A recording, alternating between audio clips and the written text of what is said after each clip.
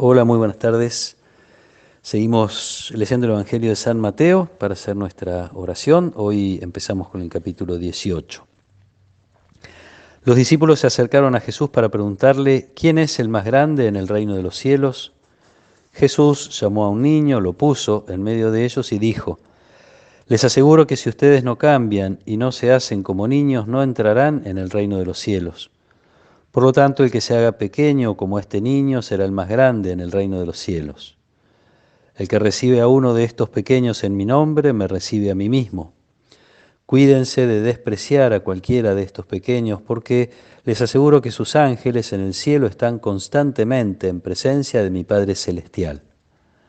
¿Qué les parece? Si un hombre tiene 100 ovejas y una de ellas se pierde, ¿no deja las 99 restantes en la montaña para ir a buscar la que se extravió? Y si llega a encontrarla, les aseguro que se alegrará más por ella que por las 99 que no se extraviaron. De la misma manera, el Padre de ustedes que está en el cielo no quiere que se pierda ni uno solo de estos pequeños. Palabra del Señor. Con este episodio de la pregunta de los discípulos acerca de quién es el más grande, comienza un discurso de Jesús donde va a mostrar cuáles son las relaciones o de qué manera se viven las relaciones dentro de esta comunidad que ya la llama el reino de los cielos. Digo, para no pensar que se trata solamente de algo que va a suceder después, el reino está presente, el reino se hace presente en esta comunidad incipiente, y entonces Jesús quiere poner las bases de cómo se convive en esta comunidad. Empezando por esta pregunta, ¿quién es el más importante? A la cual Jesús responde más que con una larga reflexión, con un modelo, pone un niño delante y le dice entonces que hay que ser como niños, no solo para ser importantes, la condición es para formar parte de esta comunidad, para ser parte, para ingresar en el reino de los cielos es necesario hacerse como niños. Esto quiere decir, es necesario identificar la dependencia respecto de los demás y la dependencia básicamente respecto de Dios.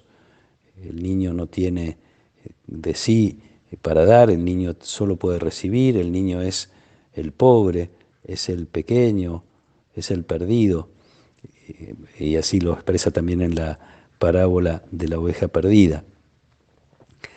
Esto que es verdad en nuestra relación con Dios, esta dependencia absoluta, es algo que es así, y entonces solo se trata de tenerlo presente, de distinguir que las cosas realmente importantes en la vida dependen de Dios y no de nosotros. Esta humildad, esta dependencia es la que permite al discípulo entonces ponerse al servicio de los demás, reconocer de algún modo la importancia de los otros. En la imagen de Jesús entra no solo el pobre, el pequeño, el niño, entra, como decía, el perdido, quiere decir, entra el pecador también. Entonces el riesgo de despreciar a un pequeño en este sentido, de la oveja perdida, del extraviado, el riesgo es terminar, en definitiva, despreciando a Dios, o mejor dicho, o dicho de manera positiva, acoger a ese pequeño, incluso al pecador, es la posibilidad de acoger y de recibir al mismo Jesús. La humildad que nos hace ponernos al servicio de los demás, que es imitación del modo de ser de Jesús, es lo que Él quiere de su comunidad, de aquel que se hizo servidor y pequeño hasta dar la vida. Una vez más somos invitados a alimentar en nosotros esta conciencia de nuestra dependencia absoluta respecto de Dios, de que todo lo importante nos viene de Él, nos ha sido dado por Él, para vivir con un corazón agradecido y también sencillo y humilde. Pero también somos invitados a acoger en los más pequeños, en los más pobres, a este Jesús que se identifica de tal modo con ellos que nos pide y nos invita a recibirlos, a atenderlos, a ponernos también nosotros a su servicio. Y nos ponemos a su servicio porque son los más importantes de nuestra comunidad. Esto es lo que Jesús nos está diciendo. Y son camino para el encuentro real, para el encuentro con Jesús. La humildad se convierte en un servicio concreto a los demás, ese servicio concreto a los demás se convierte en la posibilidad del encuentro con Jesús presente en ellos. Uno podría decir que el broche de oro lo va a poner Jesús al final de sus enseñanzas, en el Evangelio de San Mateo, en el capítulo 25.